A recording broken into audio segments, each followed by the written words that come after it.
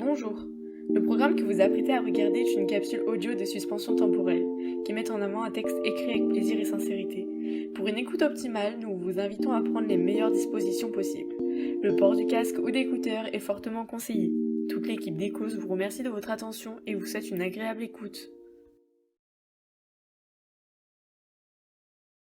Bonjour, vous venez pour l'entretien d'embauche pour le poste d'éducatrice? Oui. Le directeur va vous recevoir bientôt. Asseyez-vous.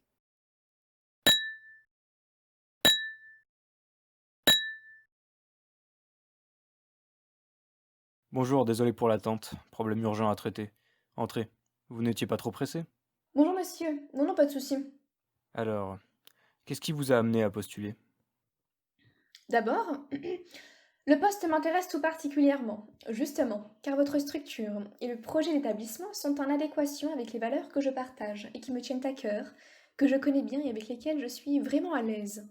J'ai aussi l'impression qu'il se dégage une vraie cohérence d'équipe autour de votre projet, et j'ai toujours aimé travailler en synergie avec mes collègues.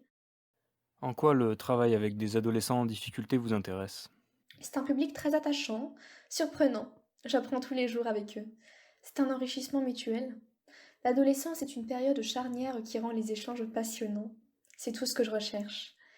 Et aussi, faut dire, si je peux me permettre, Allez-y. je ne supporte plus les ados difficiles. J'en ai marre de créer du lien avec des jeunes qui ne restent pas longtemps dans la structure.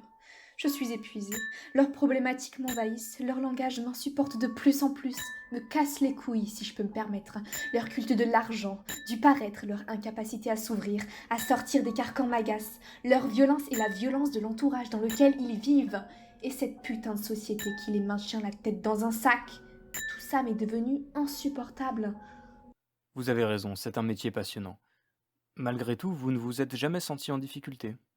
Si, bien sûr.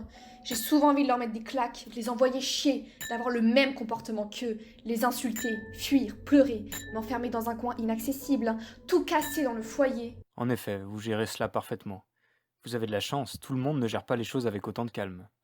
Parfait. Parlez-moi de votre parcours. Mes diverses expériences. Le sport, la pédagogie, le champ du handicap, l'insertion professionnelle, la cuisine. Oui, je suis complètement instable et rien ne me convient dans la durée. Dans le domaine du sport, c'est impossible de trouver un boulot avec des horaires de journée. L'éducation nationale et son immobilisme m'énervent. Ambiance lourde, stressante, les handicapés sont usants. Bref, je suis inadaptée au monde du travail dans le domaine de l'éducation, et même au-delà, et je ne vois pas en quoi je pourrais être compétente. C'est un bon point de départ. Ouais, je trouve. Les horaires d'internat ne vous posent pas de problème? J'ai vu que vous aviez 3 enfants. Qu'est-ce que ça peut vous foutre? Oui, ce sont des horaires de psychopathes qui changent tout le temps et qui font chez tout le monde, qui ne me permettent pas d'avoir une vie sociale ou familiale en dehors du boulot, qui entraînent la déprime, le chaos, donc on n'est plus du tout disponible au boulot, donc on craque, donc on est en arrêt, et donc ceux qui sont en galère et qui restent là-bas, ils dépriment et ils sont en tension permanente. Pour mes enfants, j'ai la chance de pouvoir m'organiser. Parfait. Pour vous décrire, J'ai soif. pouvez-vous me donner vos qualités et vos défauts? Je trouve cette question stupide, mais je veux bien y répondre. Je suis quelqu'un d'engagé, de sociable, mal habillé, cerné, agacé, brusque, folle, inadaptée, oppressée, fière, sèche, menteuse, vieillissante, chagrine. Ça fait pas mal de qualités. Votre cravate est immonde. C'est normal, ne vous inquiétez pas. Et puis cette façon de me parler, Vous connaissez nos nouveaux locaux? j'ai envie de vomir. Ah oui? Je demanderai à Jocelyn de vous faire visiter. Hypocrite, Je vous dis cela parce que connard. vous êtes un excellent profil. Je peux vous cracher à la gueule? Pardon? Le délai? Ah, ne vous inquiétez pas, ça arrivera plus vite que vous le croyez.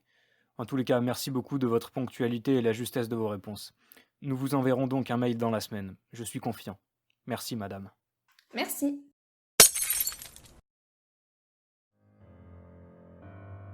Effondrement dans la voiture, pleurs sur le retour. Comment me suis-je transformée à ce point? Comment suis-je passée d'une jeune fille qui mentait pour sortir du moule, qui faisait croire qu'elle allait au collège pour aller se promener, pour être libre et unique, qui s'offrait ce supplément, ce refus des carcans, de la norme, cette femme qui a toujours eu un monde à part, intime, comme une respiration, à une femme qui ment pour entrer dans un moule qui ne lui convient pas, se plie à des règles absurdes, se sent enfermée, morcelée, plus elle-même, qui ne se retrouve pas et ne retrouve plus l'envie de devenir qui elle est. Mais elle est où, la direction du sens? Après la course pour récupérer les enfants, le tumulte du quotidien qui reprend, le repas, enfin le soir et le moment du brossage de dents, je suis face au miroir avec ma fille, 7 ans. La bouche pleine de dentifrice, elle me dit: Il faut pas mentir. Pourquoi tu dis ça? Parce que c'est puni par la loi qu'on peut aller en prison si on ment. Qui t'a dit ça? C'est papa. Par rapport à quoi? Ce que je dois dire à la dermatologue, je sais plus. De quoi tu me parles? Parce que tu m'avais dit que je devais expliquer à la dermatologue que ma verrue me faisait mal, même si c'est pas vrai, que j'ai peur de pas lui dire ce qu'il faut. Je comprends pas, je dois dire quoi?